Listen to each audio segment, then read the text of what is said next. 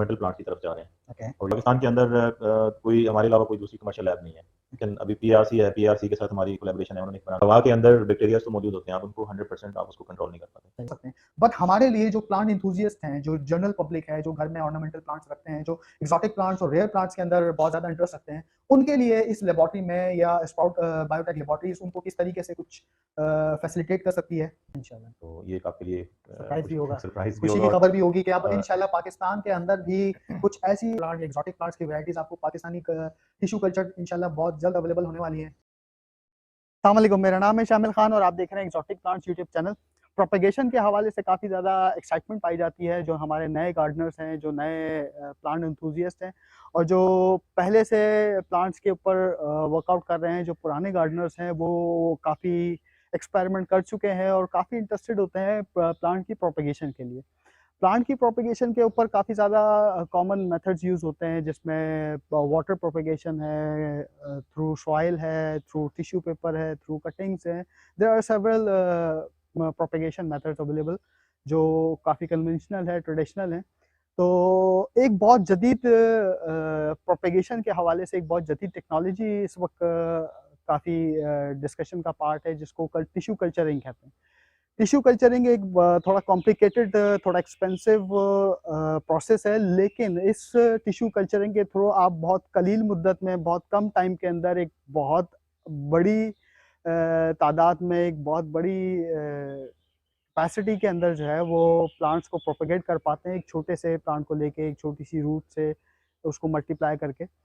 तो आज हम मौजूद हैं स्प्राउट्स लेबॉर्ट्रीज में और हम आपको यहाँ का विजिट कराते हैं, यहाँ की कुछ डिटेल्स आपके साथ शेयर करते हैं और देखते हैं कि इस लेबॉर्ट्री के अंदर टिश्यू कल्चर के थ्रू कौन कौन से प्लांट्स प्रोपेगेट किए जा रहे हैं और क्या इसकी फर्दर डिटेल्स है, क्या कॉस्टिंग्स हैं और हम किस तरीके से जो नए गार्डनर्स हैं और जो नर्सरी ओनर्स हैं वो किस तरीके से इस टेक्नोलॉजी से फ़ायदा उठा सकते हैं, किन प्लांट्स के ऊपर काम किया जा सकता है।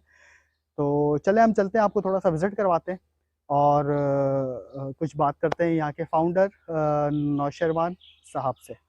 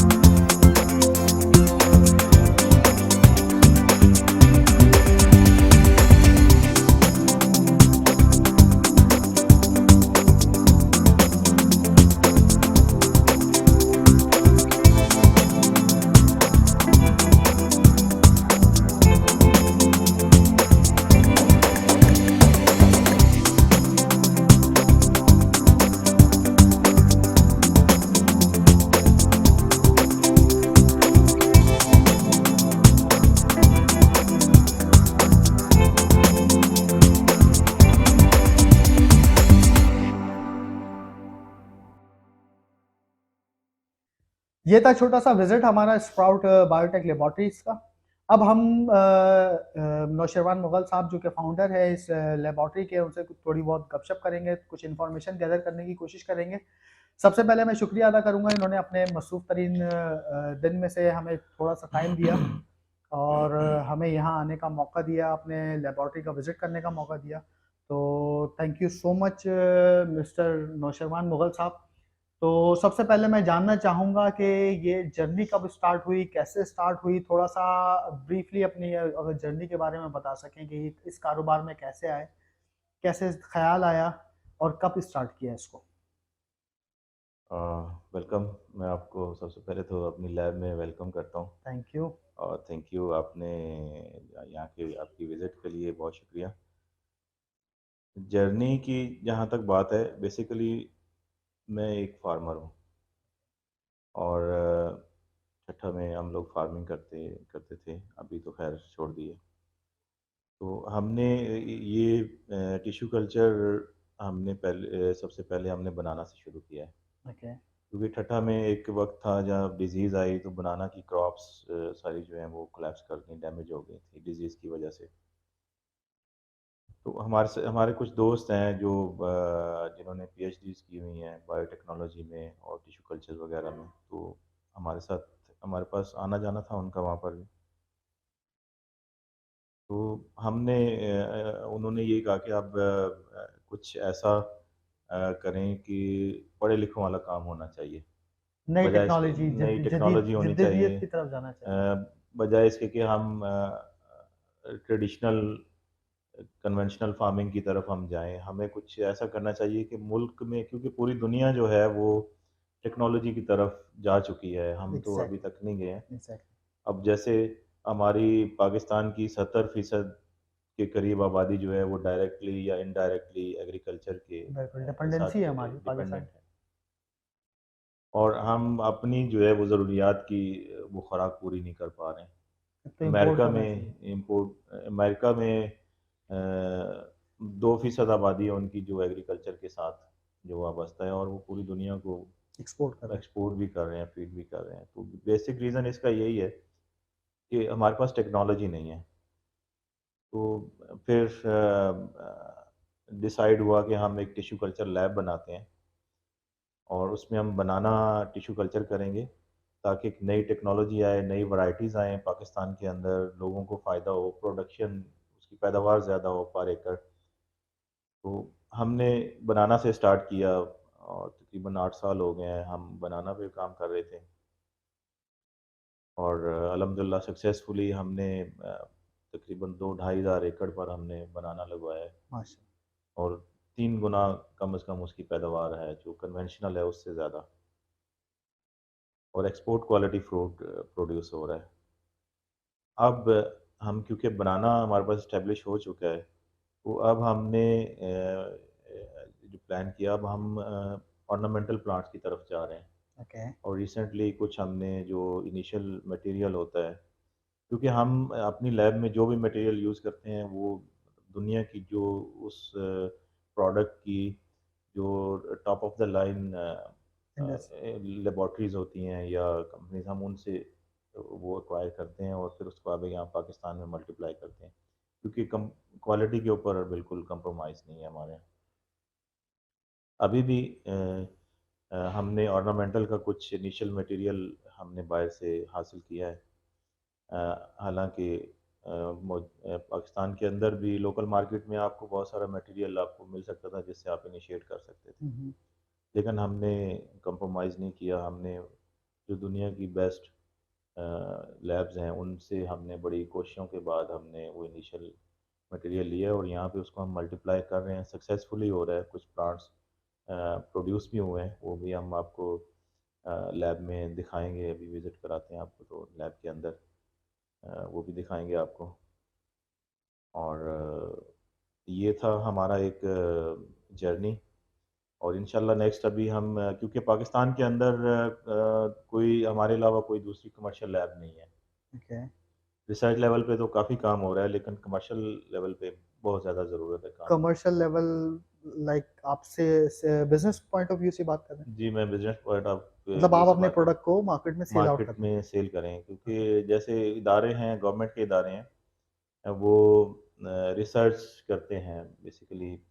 पाकिस्तान एग्रीकल्चर रिसर्च काउंसिल है जैसे पीआरसी, और सिंध एग्रीकल्चर रिसर्च है, और कुछ इदारे हैं, कुछ यूनिवर्सिटीज़ हैं, लेकिन वो एक बहुत थोड़ा काम है। वो रिसर्च लेवल पे ही हो रहा है, मतलब वो डिलीवर आगे फार्मर्स को नहीं हो रहा। तो हम ये चाहते हैं कि जो चीज़ें जो रिसर्च हो रही है, हम उस रिसर्च को लें, इदारों के साथ हमने कोलैबोरेशन, अभी पीएआरसी है, पीएआरसी के साथ हमारी कोलैबोरेशन है, उन्होंने एक बनाना की वैरायटी पाकिस्तान में एक इंट्रोड्यूस की है उन्होंने, और उसको हम मल्टीप्लाई कर रहे हैं, ओके, ताकि अब रिसर्च उनकी है लेकिन आगे जो जो फील्ड वर्क है वो हमारा है। मतलब प्रोडक्ट आप प्रोड्यूस करेंगे हम और आगे फार्मर्स को आप प्रोवाइड करेंगे और फार्मर को जितना अभी रिसर्च वर्क है वो तो डिलीवर पीआरसी। होगा लोगों को, क्योंकि ओके, रिसर्च तो पाकिस्तान के अंदर बहुत ज़्यादा रिसर्चेज़ हुई हैं और हो भी रही हैं। लोग बड़े अच्छे-अच्छे साइंटिस्ट हैं पाकिस्तान के अंदर जो रिसर्च कर रहे हैं, लेकिन इसमें इशू ये है कि रिसर्च बाउंड्री से बाहर नहीं जाती है। मतलब कोई भी रिसर्च का इदारा है, बस वो पेपर्स लिखते हैं, पब्लिकेशन होती है, वो उनका उनको जो भी प्रैक्टिकल उनका हाँ, कोई आपको वो नजर नहीं हाँ, आता। लोगों को डिलीवर, अभी जैसे एनएआरसी का मैं बार-बार पीएआरसी का नाम इसलिए ले रहा हूँ कि एक प्रैक्टिकल इदारा है। हम्म, उन्होंने एक लहसुन की एक गार्लिक। वो निकाली है, एक किस्म है, तो उससे लोगों को बहुत ज़्यादा फ़ायदा हो रहा है ओके, और उसकी पैदावार कम से कम मेरे ख्याल में 4 गुना ज़्यादा पैदावार है, जो और जो चाइना से हम मंगवाते हैं उससे भी ज़्यादा अच्छा लहसुन वो परफ़ॉर्म कर रहे हैं। तो वो अब लोगों के अंदर वो चला गया है, वो डिलीवर हो गई है, लोग उसको प्रोड्यूस कर रहे हैं और उससे लोगों को बहुत फ़ायदा भी हो रहा है। तो यही चीज़ है। अब हम बनाना में भी ऐसा ही हुआ है, बनाना अब रिसर्च है ये पीआरसी की, और हम उसको कमर्शियल लेवल पे प्रोड्यूस करके हम लोगों को डिलीवर कर रहे हैं। लोगों को फ़ायदा हो रहा है, मुल्क की इकॉनमी को फ़ायदा हो रहा है। बिल्कुल हम एक्सपोर्ट मार्केट को हिट कर सकते हैं पहले अपनी लोकल कंजम्पशन को पूरा करने के बाद अगर इतनी बड़े लेवल के ऊपर प्रोडक्शन आ सकती है, खास तौर पे ये इस किस्म की प्रोडक्ट्स जो कंज्यूम होती हैं, ह्यूमन कंज्यूमेबल्स में आ जाती हैं, जो फ्रूट्स हो गए, जो वेजिटेबल्स हो गए। गार्लिक एक अच्छा प्रोडक्ट है। मैं आई थिंक पाकिस्तान में कुछ परसेंटेज गार्लिक की इंपोर्ट हो रही है, अभी हम हाँ, अपनी बहुत ज़्यादा हो रही है। कैपेसिटी में पूरा नहीं पाते।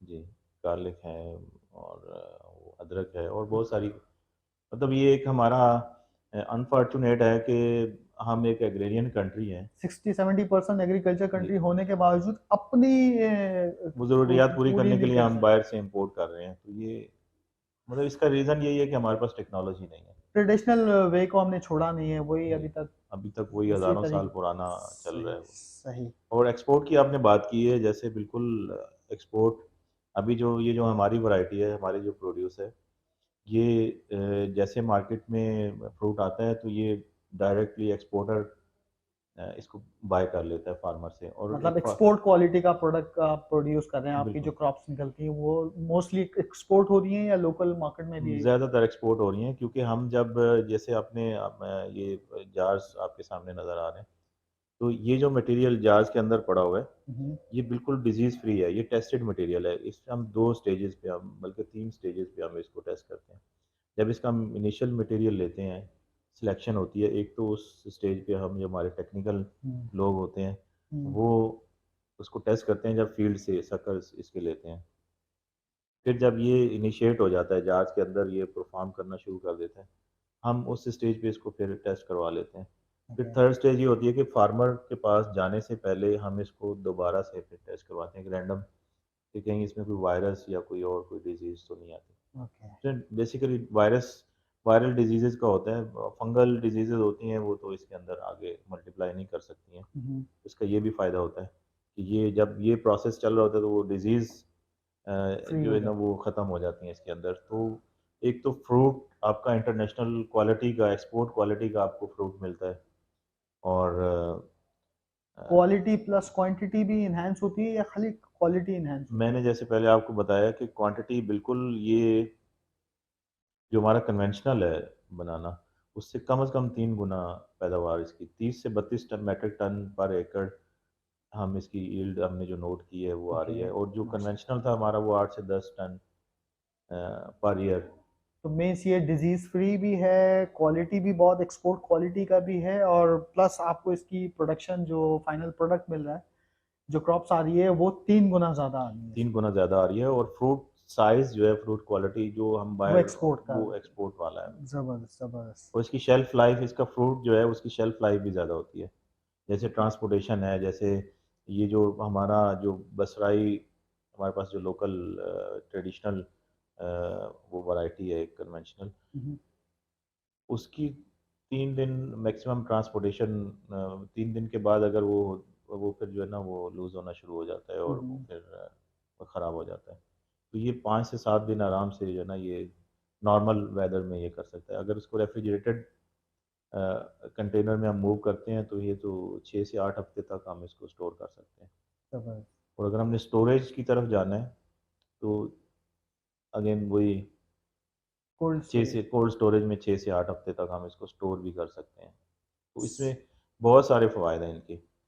तो अभी नेक्स्ट हमारा जो है वो इंशाल्लाह हम ऑर्नामेंटल की तरफ हम जा चुके हैं, इनिशिएट कर ली हैं हमने चीज़ें। हमारे पास पहले फैसिलिटी नहीं थी इतनी ज़्यादा, अभी हमने उसको एनहांस किया है। जगह एनवायरनमेंट, पहले हम कराची शहर के अंदर थे, वहाँ एक पोल्यूटेड एनवायरनमेंट था। तो अभी हम, आपने देखा शहर से बाहर हम आ चुके हैं, यहाँ पे पोल्यूशन जो लेवल है वो नहीं है। कम है। ये वहाँ ट्रैफिक का जो धुआं होता है मतलब उसमें बहुत कार्बन। बारीक चीज़ों बारीकियों का ख्याल रखना पड़ेगा इस जी किस्म के एनवायरनमेंट को क्रिएट करने के लिए, बिल्कुल, लैब्स को चलाने के ये लिए। कंट्रोल्ड एनवायरनमेंट होता है, ये सेप्टिक कंडीशंस, यहाँ हमें लैब के अंदर लाइट मेंटेन करनी पड़ती है, हमें टेम्परेचर मेंटेन करना पड़ता है, हमें ह्यूमिडिटी मेंटेन करनी पड़ती है। और और मैंने एक चीज़ नोटिस की है, बहुत ज़्यादा फ्रीक्वेंट मूवमेंट आप अलाउ नहीं करते, और ख़ासतौर पे शूज़ अलाउ नहीं कर रहे। मतलब आप इस तरह हर आदमी इस तरह की लैब्स के अंदर मूव नहीं कर सकता। उसके लिए काफ़ी एसओपीज़ आप लोगों ने फिक्स किए हैं। मैं उन एसओपीज़ को फॉलो करना आई थिंक बहुत ज़्यादा ज़रूरी है। ये आपके इन प्रोडक्ट को इफ़ेक्ट करता है? बिल्कुल करता है, अगर हम बाहर का विजिटर तो हम ज़्यादातर अलाउ अलाउ नहीं नहीं करते। करते। मैं खुद भी इवन जब मैं आता हूँ तो अगर कोई बहुत ज़रूरी अंदर होता है तो मैं जाता हूँ। अदरवाइज़ जो अननेसेसरी मूवमेंट है, वो जो स्टाफ अंदर काम कर रहा होता है उसको भी अलाउ नहीं होता। ओके। खाने पीने की चीज़ें भी ना, पानी पीने का जो है वो भी आप अंदर, हम उसको अलाउ नहीं करते। फिर शूज़ हैं आपके अंदर, आप बाहर से आए हैं, 3 दफ़ा तो हम उसके शूज़ चेंज करते हैं अंदर ग्रोथ रूम में जाने के। फिर सैनिटाइजेशन होती है, फिर जो हमारा परमानेंट स्टाफ अंदर काम कर रहा होता है वो ड्रेस चेंज करके अंदर जाता है। मतलब हम जो बाहर का ड्रेस है, घर का ड्रेस है, वो भी हम अलाउ नहीं कर सकते। इतनी इतनी एसओपीज़ फॉलो करने के बाद और इतनी रिस्ट्रिक्शन के बाद भी मैंने कुछ आपके बैकयार्ड में देखा है कि आप बता रहे थे कुछ परसेंटेज जो है वो लॉस भी होती है। मतलब इतनी स्ट्रिक्ट रिस्ट्रिक्शंस के बाद भी चांसेस होते हैं कि आपका कुछ प्रोडक्ट जो है वो कंटामिनेट हो जाए या कुछ बिल्कुल। फंगस हाँ, अटैक हो जाए। फंगल कंटेमिनेशन होती है हमारे पास, उसकी परसेंटेज एक उसका रीज़न ये है कि जैसे आपका दरवाज़ा खुलता है, हम्म, फिर कुछ ना कुछ, अब हवा के अंदर बैक्टीरियाज तो मौजूद होते हैं, आप उनको 100% आप उसको कंट्रोल नहीं कर पाते।